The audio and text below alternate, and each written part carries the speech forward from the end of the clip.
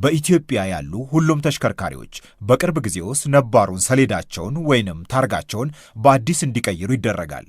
ከዚህ በኋላ በተሽከርካሪዎች ሰሌዳ ላይ የጋራ የሆነ ኢቲ የሚል መለያ እንጂ በክልልና ከተማ አስተዳደር የተለየ የሰሌዳ አሰጣጥ አይኖርም ተብሏል። ይህንን አዲስ አሰራር ለመጀመር እየተሰናዳ ስለመሆኑ የትራንስፖርትና ሎጂስቲክስ ሚኒስቴር ተናግሯል። አሽከርካሪዎች፣ የመኪና ባለንብረቶች በመለያ ሰሌዳቸው ምክንያት ከአንድ ክልል ወደ ሌላው በነጻነት መንቀሳቀስ ከባድ እንደሆነባቸው በተለያየ ጊዜ ሲናገሩ ይሰማል።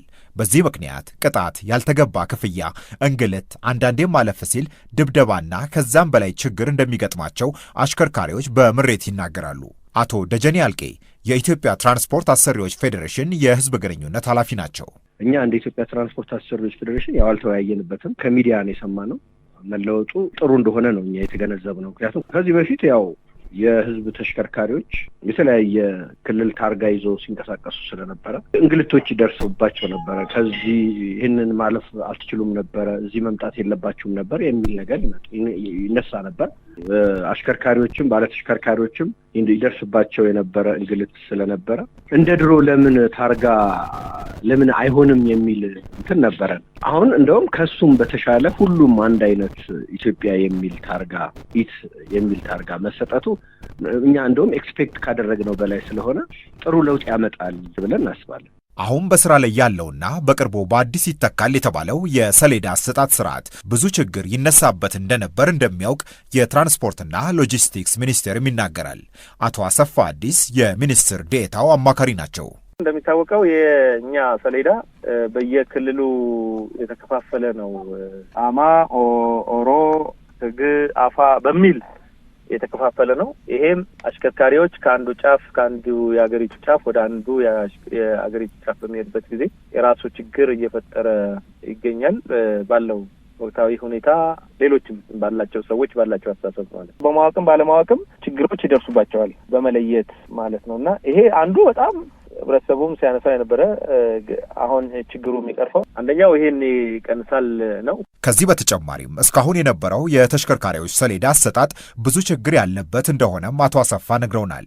የዕለት ተላላፊ የተባሉ ከሚሰጡት ጀምሮ ቋሚ ሰሌዳውም ለፎርጅድ የተጋለጠ በወጉ ለማስተዳደርም የተመቸ አይነት እንዳልነበር ተናግረዋል። አዲሱ ሰሌዳ ይህንን ሁሉ ያስቀራል ላሉት የሚኒስትር ዴኤታው አማካሪ እንዴት የሚል ጥያቄን አንስተንላቸዋል። ሴንትራል የሆነ የመረጃ አያያዝ ስርዓት ፍሌት ማኔጅመንት ሲስተም ተግባራዊ ይደረጋል። ይሄ ደግሞ የሚፈለጉ መረጃዎች በሙሉ ባካተተ መልኩ እያንዳንዱ ክልል ላይ ሲመዘገብ ከፌዴራል ዳታ ሴንተር ጋር የሚናበብ ይሆናል ማለት። አሁን ላይ መረጃዎች ከክልሎች ነው የሚመጡት። ምናልባት እንደምታውቀው መረጃዎች የተሽከርካሪ ብዛት በምን ምድብ ላይ እንዳለ የማን እንደሆኑ አጠቃላይ ከክልል ነው የሚመጡት። አሁን ግን ልክ ክልሎች ምዝገባ ሲያካሂዱ በቀጥታ አት ዘ ሴም ታይም ፌዴራል ላይ መረጃው የሚገኝበት ስርዓት ነው እየተፈጠረ ያለው።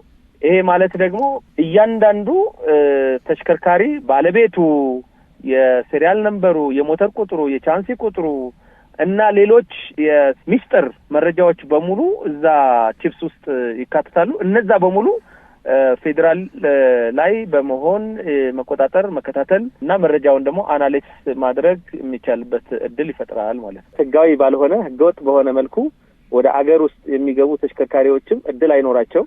እስካሁን የገቡም እዚሁ የሚታወቁ ይሆናል። ምክንያቱም ምዝገባ ሲደረግበት የሚለዩ ይሆናል። ከዚህ ቀደም በነበረውና እስካሁንም ባለው አሰራር ተሽከርካሪዎች መረጃቸው በያሉበት ክልልና ከተማ አስተዳደር ተመዝግቦ ይያዛል ያሉን አማካሪው፣ ክልሎች በሚልኩት ትዕዛዝ መሰረት የሰሌዳ ህትመት በፌዴራል ደረጃ ሲታተም ቆይቷል ብለውናል።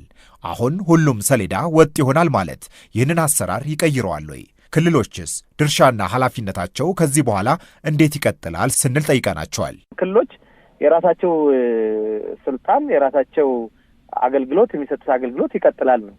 የሚመዘገብበት ክልል አሁን ባለበት አገልግሎት የሚያገኘው ክልል ላይ ነው ምዝገባ የሚደረገው። ሰሌዳው በውስጡ ቺፕስ አለው RFID የሚባልና በQR ኮድ ውስጥ የሚነበብ የተፈቀደለት ሰው ብቻ የሚያነበው የት እንደተመዘገበ፣ የት ይሄ አገልግሎቱ የት ያገኘ እንደሆነ እነዚህ ክልሎች ላይ የሚመዘገቡ ተሽከርካሪዎች አሁንም እዛ ላይ ይመዘገቡና ዳታ ሲስተሙ ግን ዳታ ሴንተሩ በዚህ በማዕከል በፌዴራል ይሆንና አጠቃላይ መረጃው በማዕከል ማወቅ የሚያስችል ስርዓት ነው እየተበጀ ያለውና አጠቃላይ ሰሌዳ አስተዳደር ስርዓታችን የዘመነ ይሆናል ማለት ነው። በአሁኑ ሰዓት የሰሌዳ ህትመቱን ጨረታ የመለየት ሂደት ላይ እንደሆኑ የነገሩን አቶ አሰፋ ስራው ቅርብ በሚባል ጊዜ ይጀመራል ብለዋል።